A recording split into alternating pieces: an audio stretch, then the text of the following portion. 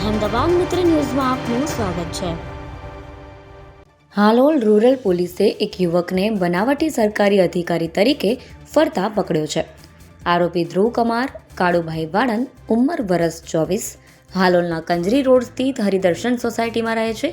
તે મૂળ શહેરા તાલુકાના નાંદરવા ગામનો વતની છે। પોલીસ પેટ્રોલિંગ દરમિયાન મળેલી માહિતીના આધારે તપાસ કરવામાં આવી હતી। આરોપીએ પોતાની 10 લાખની કિયા કંપનીની કાળા રંગની કાર પર લાલ ભૂરી લાઇટ લગાવી હતી। કાર પર ગવર્મેન્ટ ઓફ ઇન્ડિયા લખાવ્યું હતું। કારમાં નંબર પ્લેટ પણ નહોતી લગાવેલી, જોકે ડિક્કીમાંથી GJ17CK 3514 નંબરની રજિસ્ટ્રેશન નંબરની પ્લેટ મળી આવી હતી। પૂછપરછ દરમિયાન આરોપીએ કબૂલ્યું કે તે કોઈ સરકારી હોદ્દા પર નથી।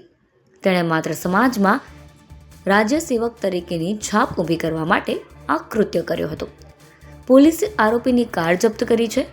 આરોપી વિરુદ્ધ BNS કલમ 204 અને MV એક્ટ 177 હેઠળ ગુનો નોંધ્યો છે।